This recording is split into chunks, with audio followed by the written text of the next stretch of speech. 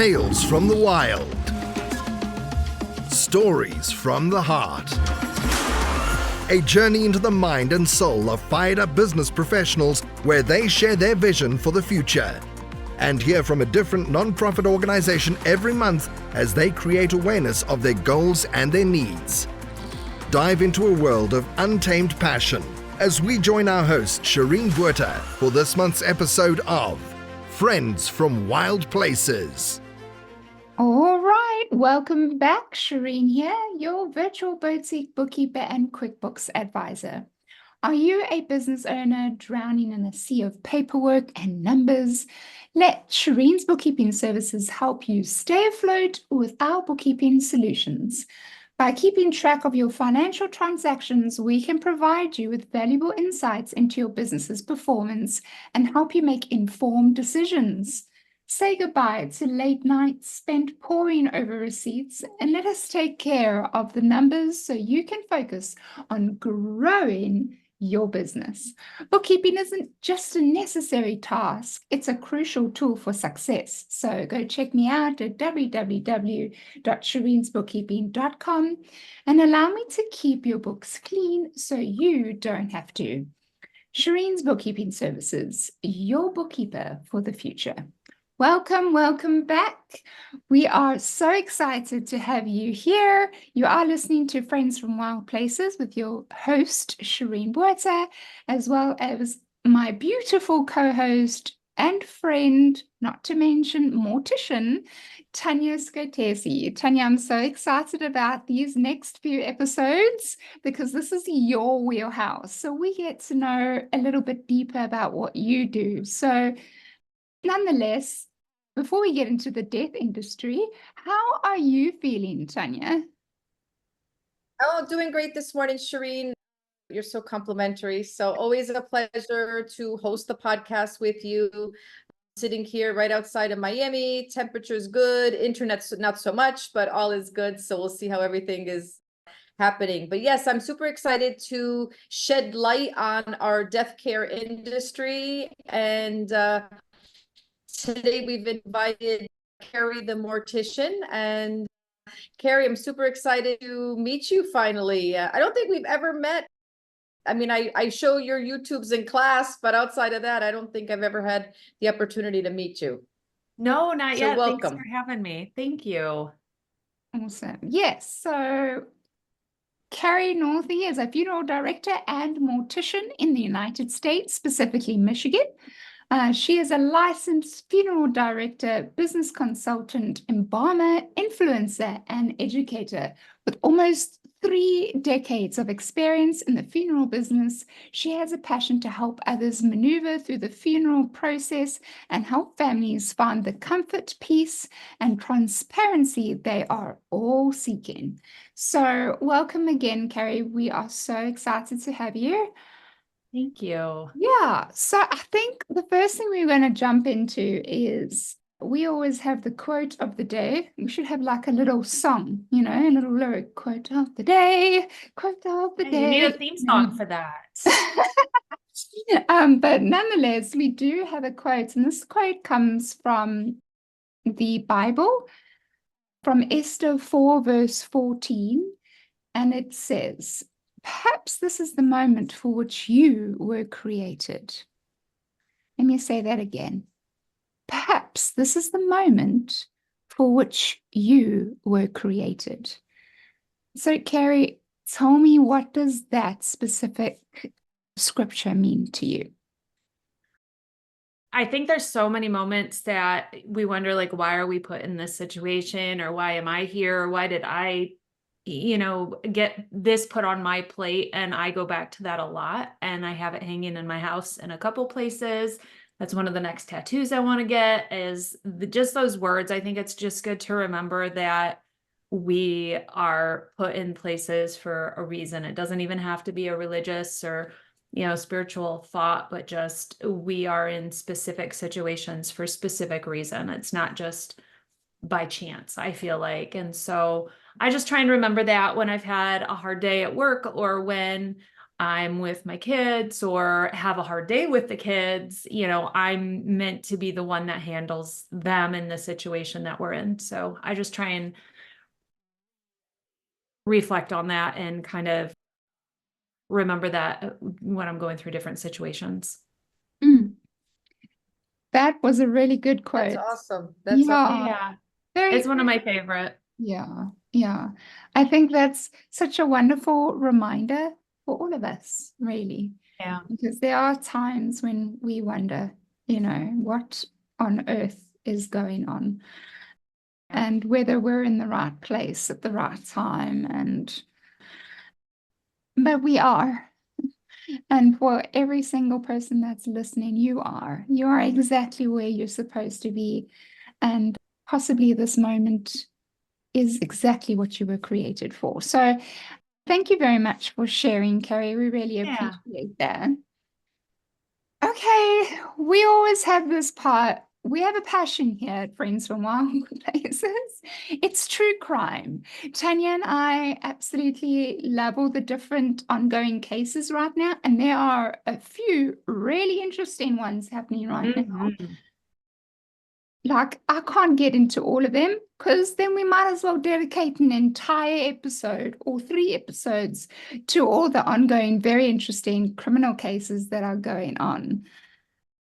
So we'll just stick to the one that seems to have calmed down quite a bit. I haven't heard as much of it lately, but basically, Sean Combs, P. Diddy, Puff Daddy, whoever you want to call him as, Sean Combs, that case is still ongoing. And at this point, it is still all just alleged crimes. He is up for, and correct me if I'm wrong, but he is up for drug trafficking, gun trafficking, and sex trafficking, or human. No, I think it's just sex trafficking. There's a difference, apparently. But those are his alleged crimes. But this is not the first time I think people have suspected. We're going to call him, Sean Combs, because his name has been flying about since the death of Tupac and even before then. So I think a lot of people have always suspected him, but never had the proof. And so they are saying that he's like the Epstein case, but in level 10 kind of thing. And that's quite scary. You Yes. beat Epstein. Yeah, So, that's scary enough on its own, let alone times 10.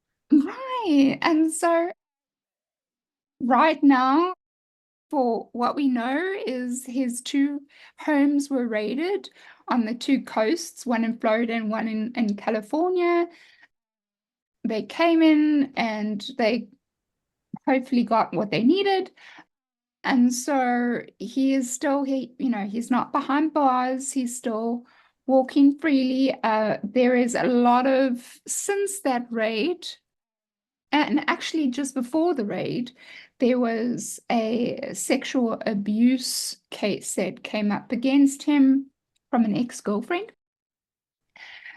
And it started splintering, and a lot of more women started coming through and accusing him of such.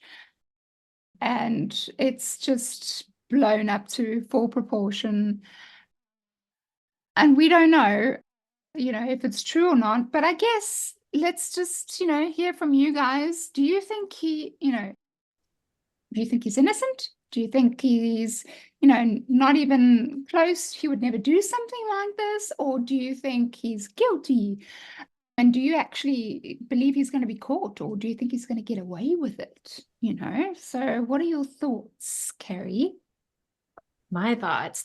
I think it was seeing some of the pictures from the news. They're like bringing in these tanks, not full tanks, but these big, heavy armored vehicles, not even cars, to go raid his home. Yeah. Seems like a level that is only going to be needed if they have some legitimate reason to do such, or either that or he has a presence around him that we're not aware of that is a heavily guarded, a weapon carrying presence that maybe they are concerned they're going to encounter if they do enter there.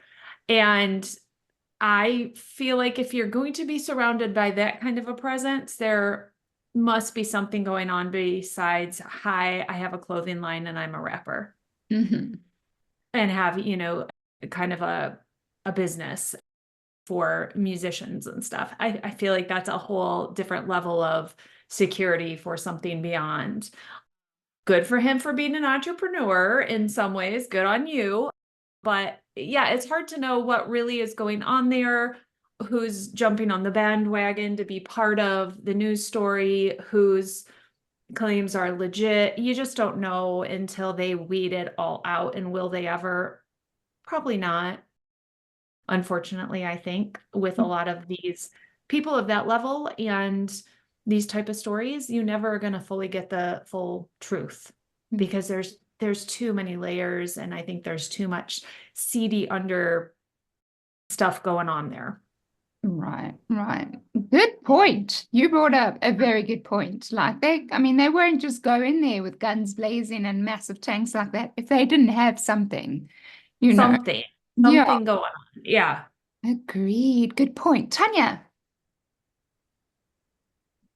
Yeah, so my take, appreciate your words, Kari. My take is when, you know, especially in the United States, when cases are of that magnitude as far as what the crime is potentially there to be, the investigations sometimes are done differently. So it's not handled in a regular. I mean, I'm in Florida and it's kind of, you don't really hear anything. I mean, it's very interesting because you're in South Africa and seem to have more knowledge about it than we do right here. I'm local. And so I think sometimes my experience, my background is in criminal forensics, is that those crimes, when they're involving any suspect of trafficking, sexual abuse, sexual trafficking, they're handled differently and mass media is not on it like it would be for a regular case. So that's my take on this specific topic. When it gets to a certain level, I've got some family that are FBI and stuff, and that's, you know, they say what you see is you're not going to see the big, huge stuff. There are so many things that happen just in our country, the kidnappings, the everything. I've also got friends that they're those people like you call when somebody gets kidnapped, you give them a whole bunch of money, they have their team, they go in, they extract the person. They're like, we do more of that in the United States than we do outside. You know, so I think there's a lot of things that happen we are very blind to in our country or in the world, and it's not up for everybody to see. We're shown only what we're supposed to see. And so I think there's always going to be far more going on than we will ever have knowledge of going on. And I think it's intentionally done too. Yes. It's showing. Mm. Yeah.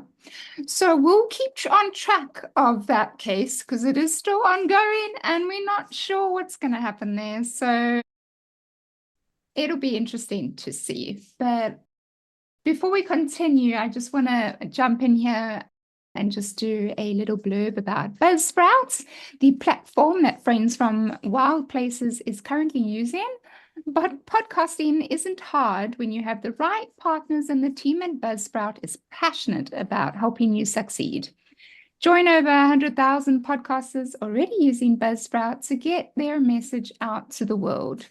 When I started using this podcast, I didn't know where to begin and was quite overwhelmed, but using Buzzsprout made it so much easier and straightforward. So to start your own podcast and get a $20 Amazon gift card, follow the link in the show notes. This lets Buzzsprout know we sent you, and it does help support the show. So Buzzsprout, let's create something great together.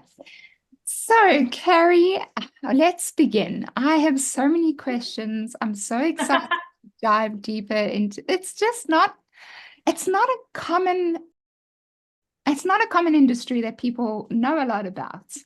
And when one talks about funeral directors, morticians, embalmers, it's like taboo because no one really wants to I don't know if everyone agrees with me out there, but it's like a spooky side of things. Imagine having to deal with dead bodies and death in general.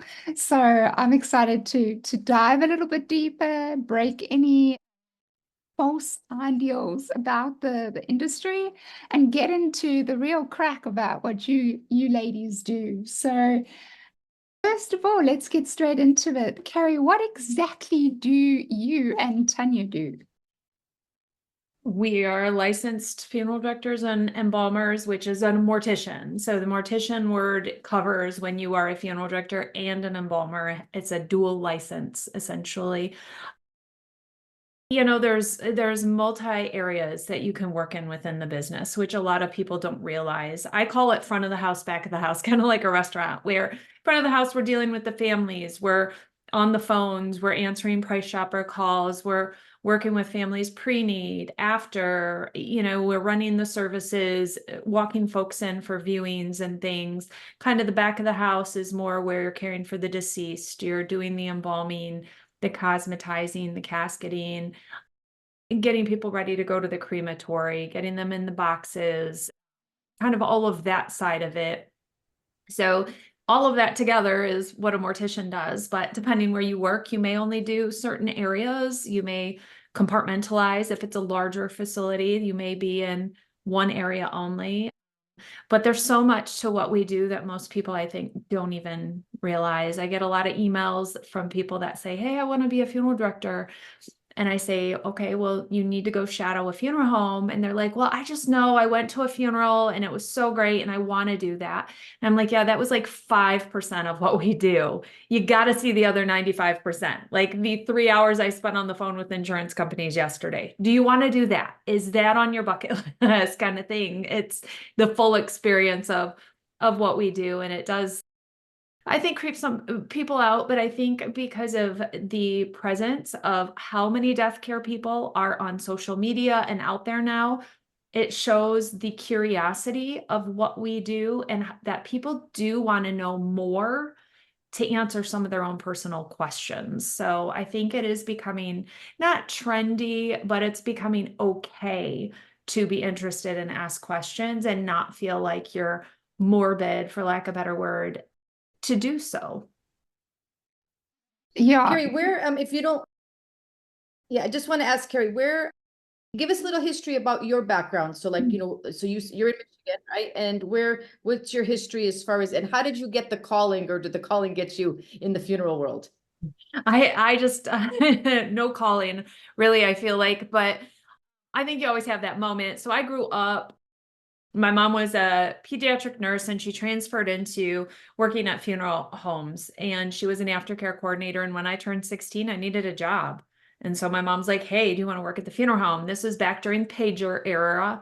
So for a small town funeral director to go be with his family in the evening, you had a sitter. So you had someone that was at the funeral home from like 8 to 9, like 8 a.m. to 9 p.m., something like that, that helped answer phones. Sometimes it was little old ladies a lot, or you know, somebody that lived right next to the funeral home that walked over, sat with the phones, and then walked home.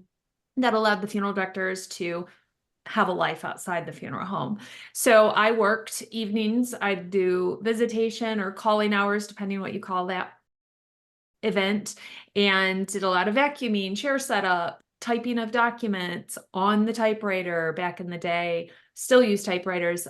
So, you know, I did all of that through high school and then went to college and had no anticipation of that being a vocation for me. And then tried some other areas, realized I suck at some other areas. And so I was like, well, I'm going to go to psychology. And so I was going for my bachelor's in psychology, love forensic psychology, love forensic anthropology, love kind of the criminal mind and all of that. So we could go down that rabbit hole all day if you wanted to, which we can't, but I love talking about that stuff. And so during my junior year of college, I did my apprenticeship the summer after at the funeral home. My mom said, why don't you try this? You love it, you're comfortable.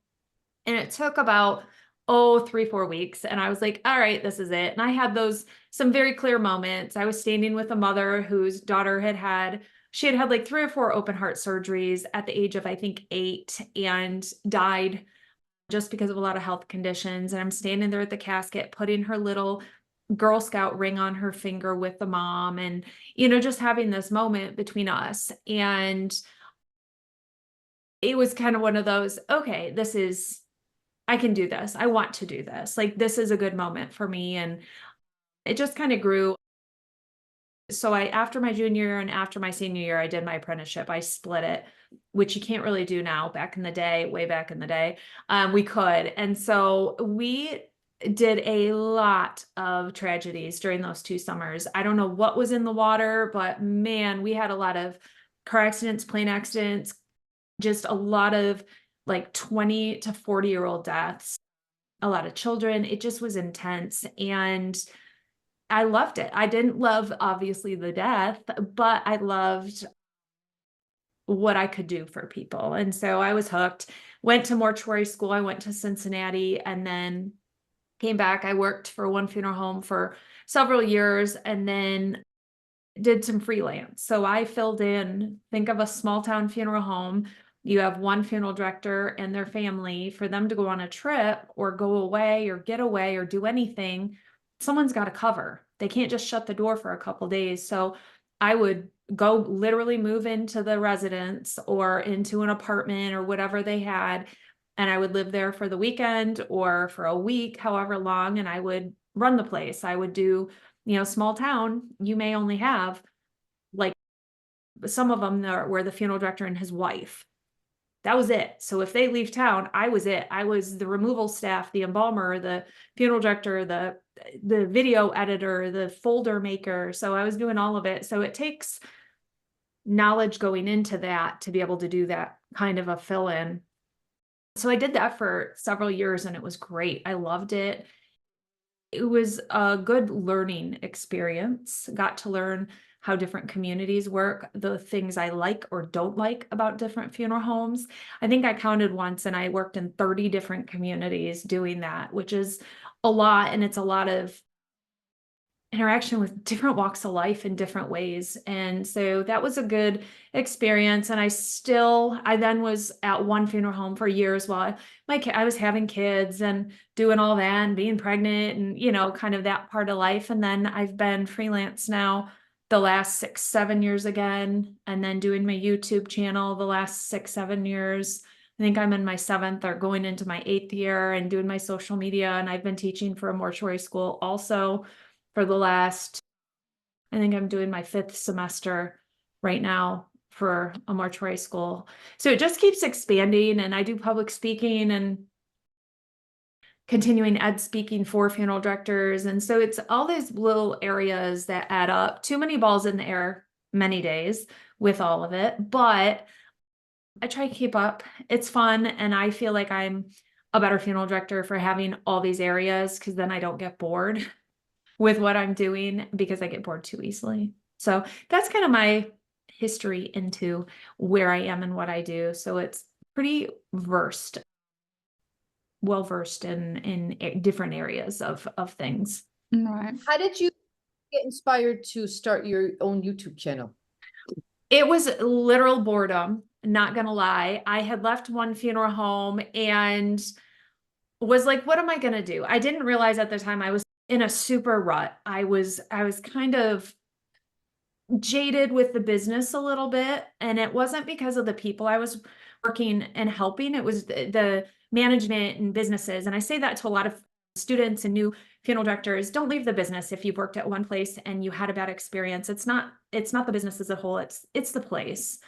You can get bad schedules, you can get bad managers, you can get bad employees that you're working with. So try somewhere else. But I think I was a bit jaded and kind of stepped back. And at the time, my husband at the time, he had, long, crazy round story, but he did pond installations with his business that he had.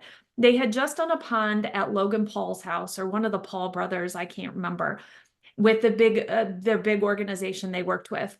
And so YouTube was kind of a topic, because that was at the time that Logan Paul, or whichever Paul brother it was super popular and doing a video a day and crazy, before he had his suicide forest debauchery that he kind of went off the grid for a while. But so my husband said, well, why don't you do like YouTube videos or something about death care for a little bit and see where you go with it.